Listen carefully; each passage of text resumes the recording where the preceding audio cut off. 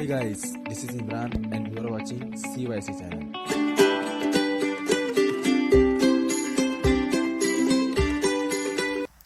Hello friends, welcome back. इस video में हम डिटर्मिनेंट एंड उससे रिलेटेड कुछ इंपॉर्टेंट टॉपिक के ऊपर डिस्कस करने वाले हैं। वीडियो शुरू करने से पहले अगर अभी तक आपने हमारे चैनल को सब्सक्राइब नहीं किया है तो please subscribe to our channel and press the bell icon for the latest update. तो चलिए शुरू करते हैं। Our first topic is definition of determinant. तो हम डिटर्मिनेंट को किस तरह से डिफाइन करेंगे, जैसे कि फॉर एग्जांपल आपके पास एक डिटर्मिनेंट है ABCD, ठीक है। आपको इसे डिफाइन करना है तो आप क्या कहेंगे, the arrangement of elements that is numbers, ठीक है। जिस डिटरमिनेंट में हम नंबर्स यूज करते हैं उसे हम एलिमेंट्स कहते हैं। So definition is the arrangement of elements in rows and column enclose between two vertical bars is called as determinant. Okay, so ये होगा हमारा डिटरमिनेंट की सिंपल डेफिनेशन। अब डिटरमिनेंट किस टाइप के होते हैं हमारे पास, या तो 2/2 होता है या फिर 3/3 होता है। मतलब कि इस टाइप का डिटर्मिनेंट आपने क्लास 10 में पढ़ा होगा, और दूसरा टाइप का होता है डिटर्मिनेंट जिसके अंदर हम 9 एलिमेंट यूज़ करते हैं, जैसे कि ABCDEFGHI, ठीक है। सो ये एक डिटर्मिनेंट है, ये एक डिटर्मिनेंट है, ठीक है। जो हमारा जो नेक्स्ट टॉपिक है ऑर्डर ऑफ डिटर्मिनेंट, ठीक है। ऑर्डर मतलब कि जैसे कि यहाँ पे आप देख रहे हैं कि इस डिटर्मिनेंट में 2 रो है, फर्स्ट रो सेकंड रो, ठीक है, और 2 कॉलम है, ये हमारा फर्स्ट कॉलम और ये हमारा सेकंड कॉलम, ठीक है। तो 2 रो और 2 कॉलम जिस डिटर्मिनेंट में होते हैं उसे हम क्या कहते हैं, ऑर्डर 2, ठीक है, या फिर हम इसे लिख सकते हैं 2/2, ठीक है।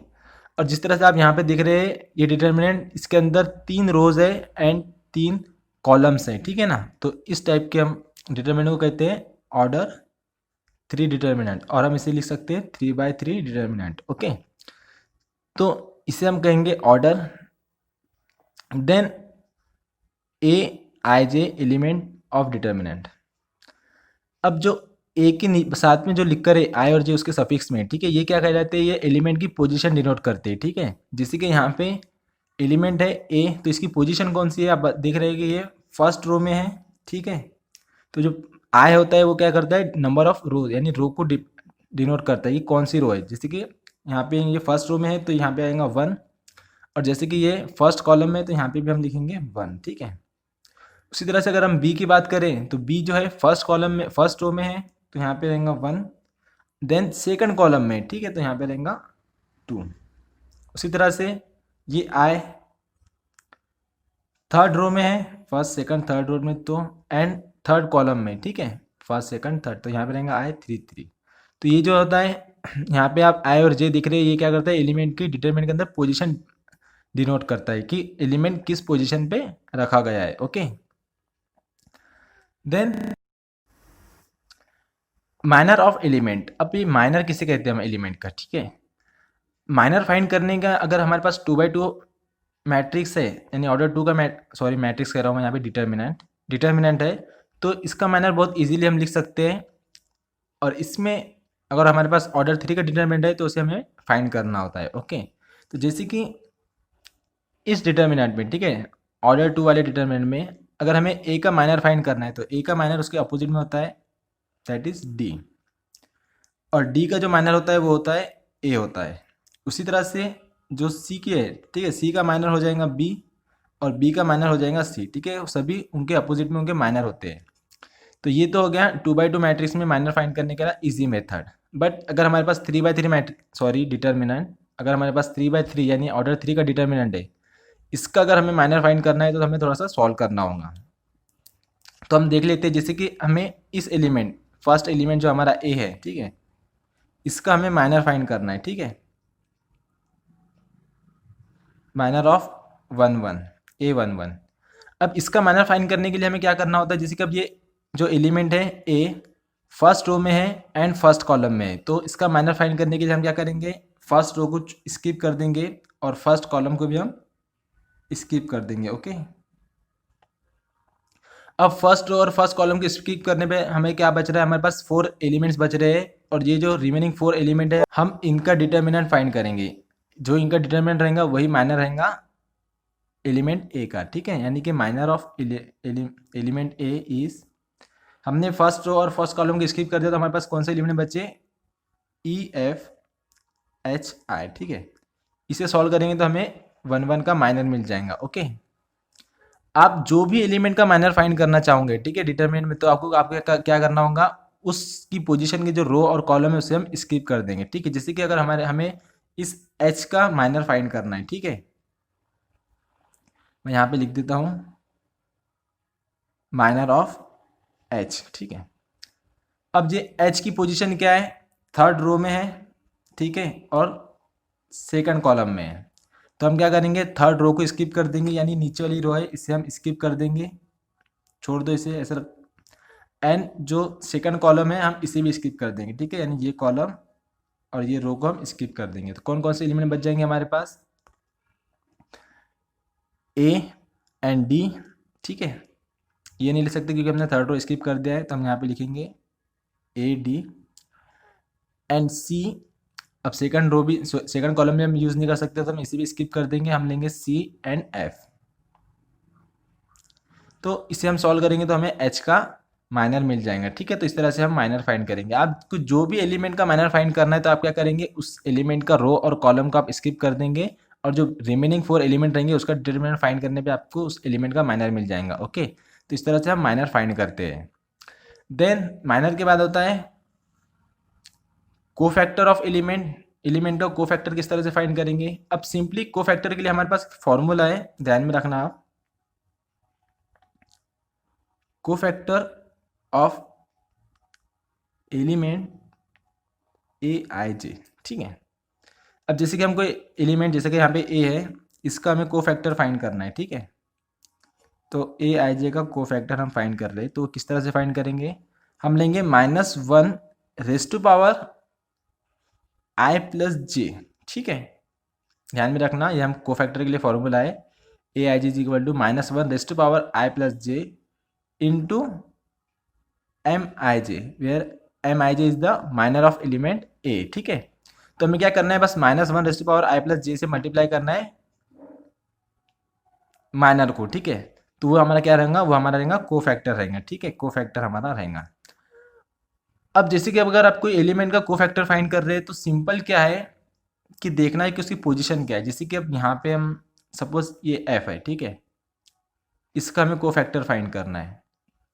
तो एफ की पोजीशन देख लो पहले, क्या पोजीशन है उसकी, सेकंड रो में है एंड थर्ड कॉलम में, ठीक है, 2 3 उसकी पोजीशन है। तो एफ की पोजीशन, एफ का हम कोफैक्टर फाइंड कर रहे हैं, तो हम यहाँ पे क्या लिखेंगे, -1 raise to power 2 + 3 into minor of this 2 3। अब 2 + 3 कितना होता है, 5 होता है, -1 रेज़ टू पावर 5। अब इवन उसका जो -1 का पावर ऑड है तो उसकी साइन माइनस ही रहेंगी, दैट इज क्या हो जाएगा, माइनस रह जाएगा, और ये M23 रहेगा, ठीक है। यानी F23 की जो वैल्यू आ गई वो गई -M23 हो गई। तो ध्यान में रखना, ये जो कोफैक्टर है, ठीक है, माइनर ही मिलेगा हमको, कोफैक्टर की वैल्यू जो क्या रहेंगे, माइनर ही रहेंगी, बस उसकी क्या होंगी, कभी कभी साइन चेंज हो जाएंगी, ठीक है।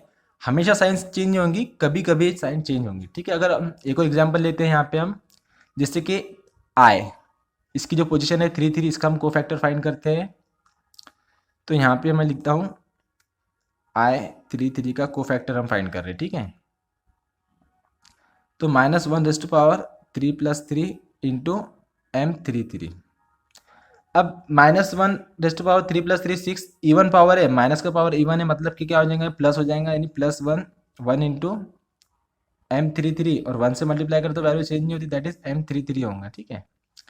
तो यहाँ पे क्या देख रहे हैं आप, जो कोफैक्टर हमने फाइंड किया है वो किसके इक्वल आ गया है, वो माइनर के इक्वल आ गया है, ठीक है। तो आपको बस एक सिंपल सा, अगर आपको ये फॉर्मूला याद नहीं भी है तो आपको एक छोटी सी ट्रिक याद करना है। अगर कि इनकी पोजीशन की एडिशन इवन आती है तो जो माइनर की वैल्यू रहती है वही वैल्यू कोफैक्टर की होंगी, ठीक है।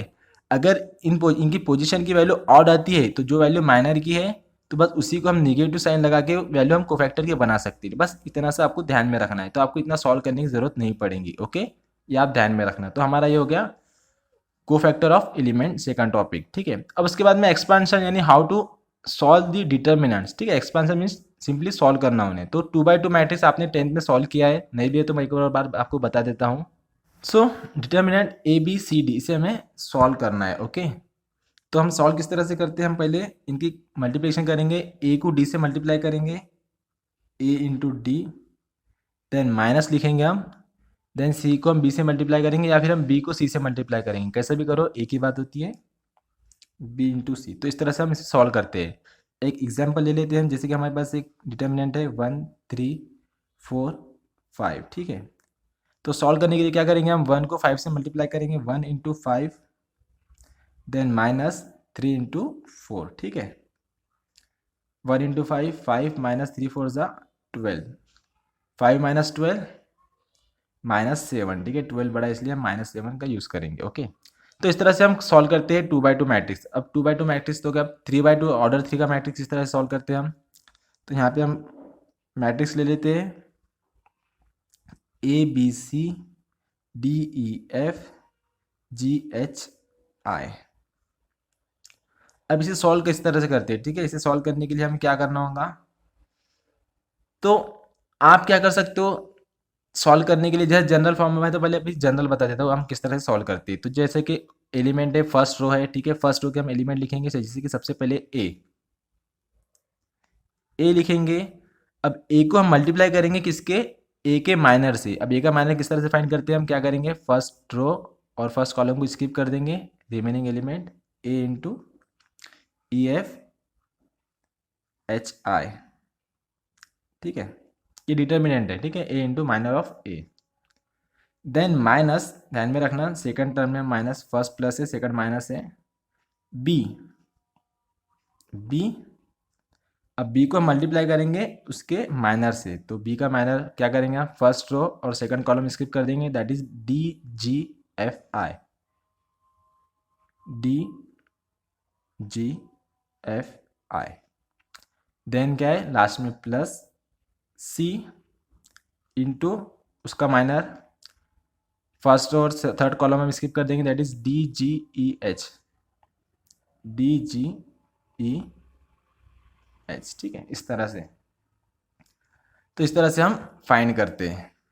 तो आपको इस तरह से माइनर लिखना जरूरी नहीं है, आप डायरेक्ट भी इस तरह से लिख सकते हो, दैट इज ए इंटू, इसे कैसे सॉल्व करते हैं हम, E into I minus F into H minus B into D into I minus G into F plus C into D H minus E G. आप डायरेक्ट इस तरह से भी वैल्यू पुट कर सकते हो, आपको इस तरह से डिटर्मिनेंट बनाने की ज़रूरत नहीं है। ओके, तो ये तो मेथड हो गया, जिस तरह से जनरल मेथड हो गया, ठीक है, हम सॉल्व करते हैं। इसे क्या करते हैं, हमने फर्स्ट रो का यूज़ करके हमने सॉल्व किया है, ठीक है। अब सेम हम इसी डिटर्मिनेंट को सॉल्व कर सकते हैं कॉलम का यूज़ करके, जैसे कि जिसे हमने यहाँ पे ABC लिखा है और उनके मल्टीप्लाई में हमने उनका माइनर लिया है। तो उसी तरह से आप यहाँ पे क्या ले सकते हो, फर्स्ट कॉलम ले सकते हो आप ADG, जैसे यहाँ पे ABC लिया है हमने, आप यहाँ पे ले सकते हो ADG, बिल्कुल आप ले सकते हो। और क्या लिखेंगे उनके साथ में, उनका माइनर लिख के आप उसे सॉल्व करेंगे, आपकी वैल्यू वही आएंगी, कोई चेंजेस नहीं आएगा। ओके, ये आप ध्यान में रखना। और उसी के साथ अगर आप को फैक्टर के साथ सॉल्व कर रहे हैं तो भी आप इसी तरह से सॉल्व करेंगे, बस आपको क्या करना है कि जब माइनस आएगा यहाँ पे, वहाँ पे माइनस नहीं आएगा, ठीक है, यहाँ पे आएगा प्लस सिर्फ, ये आप ध्यान में रखना। तो मैं यहाँ लिख देता हूँ को फैक्टर के लिए, जैसे कि ए इंटू, अब इसकी पोजीशन है 1 1, तो इसका को फैक्टर हो जाएगा, को फैक्टर को मैं कैपिटल सी से डिनोट कर रहा हूँ, को फैक्टर ऑफ एलिमेंट 1 1, ठीक है। देन अभी हम माइनर में माइनस लेते हैं, लेकिन को फैक्टर में हम माइनस नहीं लेंगे, को फैक्टर में प्लस ही रहेगा, b इंटू को factor of b, that is 1 2 plus c, small c है ये, इंटू को फैक्टर ऑफ दिस 1 3। तो इसे इस तरह से भी हम सॉल्व कर सकते हैं। जिस तरह से हमने यहाँ पे रोज लिया है, हम यहाँ पे कॉलम की वैल्यू भी ले सकते हैं, जैसे कि हम यहाँ पे ले सकते हैं a into C11 plus D into, अब डी की जो पोजीशन है वो क्या है, सेकंड रो फर्स्ट कॉलम, ठीक है, प्लस जी इंटू को फैक्टर ऑफ जी 3 1, ठीक है। ध्यान में रखना, अगर आप माइनर की वैल्यू लेंगे तो यहाँ पे बीच में जो सेकंड टर्म है वहाँ पे माइनस आएगा, अगर को फैक्टर लेंगे तो सभी प्लस रहेंगे। तो इस तरह से इसका एक्सपेंशन है। यहाँ पे हमारा ये वीडियो कंप्लीट होता है। अब आप यहाँ तक पहुँच ही चुके हो तो वीडियो को लाइक कीजिए, शेयर कीजिए और जाने से पहले नीचे दिए हुए आइकन पर टच करके हमारे चैनल को सब्सक्राइब ज़रूर कीजिए। तो मिलते हैं नेक्स्ट वीडियो में। Thanks for watching.